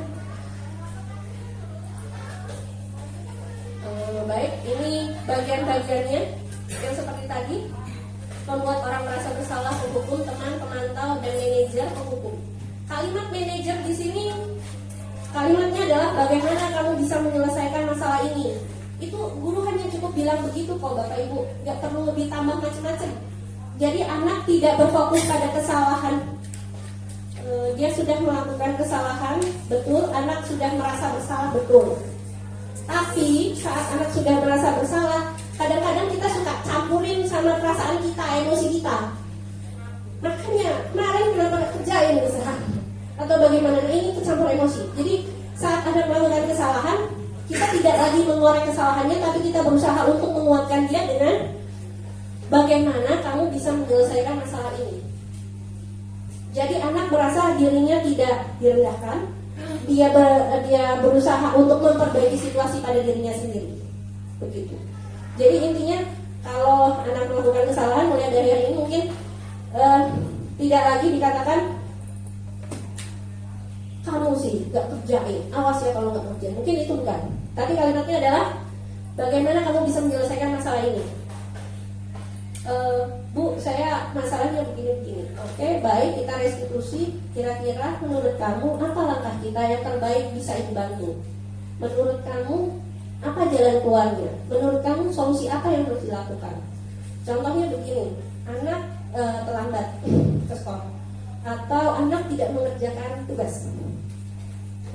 Guru tanya, nak, anak ibu ini tugasnya kenapa belum selesai? Iya bu, saya belum mengerjakan. Alasannya kenapa belum selesai? Tadi malam saya menonton misalnya. Kita tahu bahwasanya menonton adalah kebutuhan tadi kan ya. Oke. Kita tidak berfokus pada nontonnya. Menurut kamu dalam masalah tidak? Maka anak akan menjawab, iya bu, saya dalam masalah. Kira-kira apa yang harus kamu lakukan? Artinya anak yang berpikir sendiri. Iya bu, pasti anak merasa dirinya bersalah karena dia sudah punya nilai baik. Kan setiap manusia pasti punya nilai baik itu. Ya bu, saya belum kerjakan PR-nya. Jadi sebaiknya ya kerjakan PR ya bu, gitu. Ya baik, ibu berikan waktu untuk mengerjakan PR. Sudah, mungkin seperti itu. Kemudian menurut kamu, tanya lagi si anak di Uber. Jadi bukan cuma selesai pada kontrol yang pertama saja tadi yang di tengah, sebagai pemantau saja. Tapi kita Uber restitusinya. Apa itu? Anak diharapkan dia mengerjakan tersebut dan tidak mengulanginya lagi. Jadi menurut kamu solusinya gimana kalau seperti ini lagi? Ya bu, saya nggak mengulangi masalah ini lagi. Biasanya seperti itu. Bapak ibu, anak-anak juga mungkin tidak langsung semerta-merta langsung mengerjakan dan langsung tuntas dan kemudian besoknya tidak melakukan hal yang sama. Kayaknya itu nggak mungkin. Jadi biar mungkin bagaimana? Biar mungkin adalah proses. Dan prosesnya ini panjang, prosesnya ini lama dan butuh Bapak Ibu untuk menjadi konsisten dalam kelas. Selalu menagih sesuai dengan pembelajaran, kemudian sesuai dengan konteks, dan diulang lagi. Yang 4 di awal mungkin kecenderungannya mulai tergeser. Gitu. Ini adalah segitiga restitusi. Saat seseorang melakukan kesalahan, kalimat yang Bapak Ibu lontarkan karena murid itu dimulai dari yang di bawah. Kalimatnya adalah menstabilkan identitas. Setiap orang pasti pernah melakukan kesalahan. Kamu bukan satu-satunya yang pernah melakukan ini. Artinya kita panggil. Begitu kita panggil, anak duduk. Kita langsung bertanya, anak ibu, kenapa kamu dipanggil? Bagi anak yang sudah merasa itu adalah suatu kesalahan dia, pasti dia merasa, iya bu, saya belum ini, belum itu. Tapi banyak juga anak yang dipanggil kayak nggak merasa bersalah. Itu banyak. Kalau untuk anak-anak yang demikian, apa yang harus dilakukan? Maka kita harus ubah. Kita harus ubah bahwasanya apakah yang dilakukannya itu salah. Kok bisa yang dilakukannya itu salah? Bagaimana? Diulang. Kita gali dari keyakinan kelas. Makanya butuh keyakinan kelas. Kamu tidak mengerjakan tidak mengerjakan PR. Menurut kamu, apakah benar dengan keyakinan kelas? Karena keyakinan kelas tadi sudah tercantum bahwasanya butuh untuk mengerjakan tugas itu secara mandiri. Membutuh di keyakinan kelas tadi, maaf,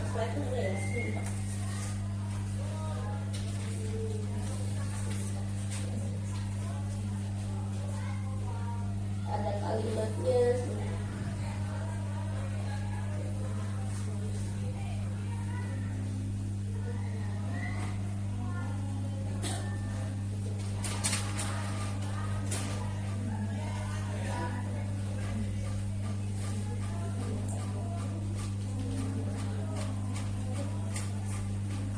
keyakinan kelas ini ada kalimatnya, meyakini untuk melakukan pekerjaan yang diberikan dengan hati senang. Kita tanya lagi anaknya, nah, menurut keyakinan kelas seperti ini tidak begitu. Nah, nanti itu akan tergali dari anak. Oh iya ibu, keyakinan kelasnya begini. Makanya keyakinan kelas inilah yang harus disepakati di awal pembelajaran. Di awal kita masuk, sebelum kita menjelaskan pembelajaran atau masuk dalam pembelajaran. Ini yang disebut dengan kesepakatan kelas. Kalau anak berbuat kesalahan, kita langsung tengok ke sini. Menurut kamu, apakah ini sudah sesuai dengan keyakinan kelas? Keyakinan kelas mana yang belum kamu lakukan dengan tidak mengerjakan PR? Nah, itu anak yang kemudian berpikir. Dan ini langkahnya panjang, langkahnya prosesnya, dan kita pun latihan Bapak Ibu untuk melakukan ini. Dan ini tidak mudah memang, tapi tidak akan banyak langkah 1000 ke depan kalau tidak dimulai dengan 1 langkah ke depan. Mudah-mudahan ini menjadi hal baik yang mudah-mudahan bisa diaplikasikan dalam pembelajaran, tidak hanya di kurikulum Merdeka ini, tapi dimulai dari hari ini di pembelajaran di kelas Bapak Ibu semua. Segitu.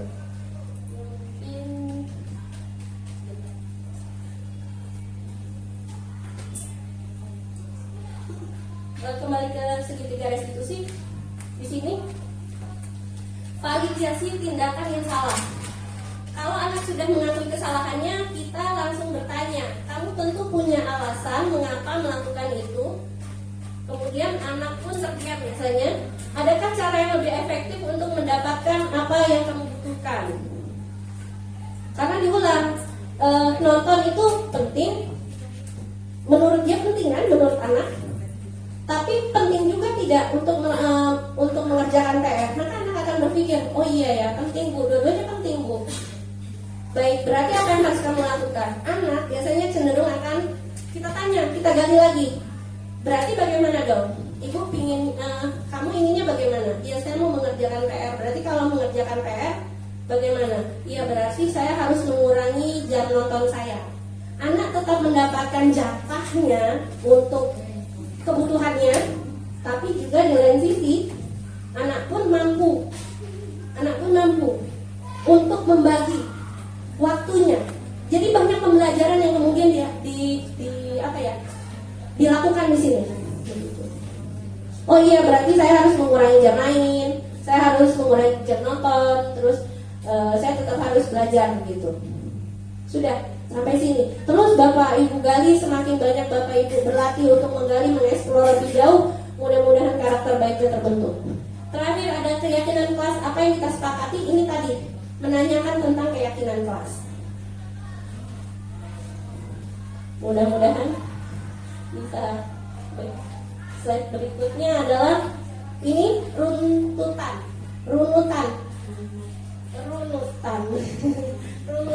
yang harus dilakukan, menstabilkan identitas tadi, bahwasanya semua orang melakukan kesalahannya begitu ternyata.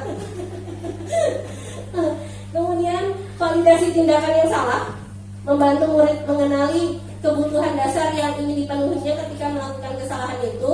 Pada dasarnya setiap tindakan manusia itu tujuannya adalah memenuhi kebutuhan. Apakah itu kekuatan, kebebasan, rasa dibutuhkan, rasa kasih sayang, kemudian kesenangan, kemudian kebutuhan untuk bertahan hidup. Ya itu mungkin salah satunya anak, saya nggak bisa nulis Bu, karena saya hilang, ambil aja punya teman. Nah ini mungkin ya, diulang lagi karena kebutuhannya yang belum mencukupi. Terakhir, menanyakan keyakinan. Selalu untuk menanyakan keyakinan. Apapun kesalahan yang dilakukan anak, Bapak Ibu ungkapkan di keyakinan kelas. Makanya butuh banget semua guru kelas memiliki keyakinan kelas yang terpajang. Karena itu bukan pajangan agar menjadi karakter baik yang mereka harus lekatkan di dalam diri mereka. Saat mereka melakukan kesalahan, oh iya, salahnya itu berarti saya harus menyepakati sesuai kesepakatan yang sudah saya buat. Mungkin kurang lebih seperti itu. Intervensi 30 detik. Alhamdulillah. Apakah kamu ingin berbuat lebih baik? Mungkin itu pertanyaannya. Tanya sama anak-anak saat dia melakukan kesalahan yang pertama. Apakah saat kamu sedang menjadi orang yang kamu inginkan? Karena anak-anak pasti berubah. Ingin baik. Pengen ngerasain apa yang dirasain teman-temannya. Temennya bisa ranking 1, ranking 2, bisa menjawab pertanyaan, bisa hebat. Saya yakin semua anak punya keinginan yang sama.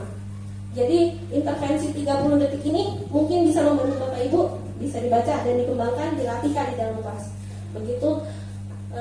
Terakhir ini refleksi. Refleksi ini silahkan Bapak Ibu simpan. Ibu Bapak catat sendiri di dalam memonya masing-masing. Ini akan menjadi pelajaran untuk Bapak Ibu.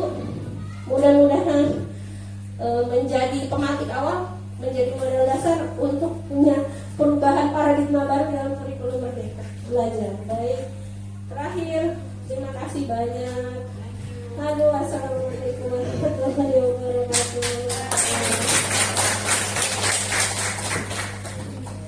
Baik, ada yang punya pertanyaan, mungkin saya akan jawab 1-2 pertanyaan kepada moderator. Saya persilakan.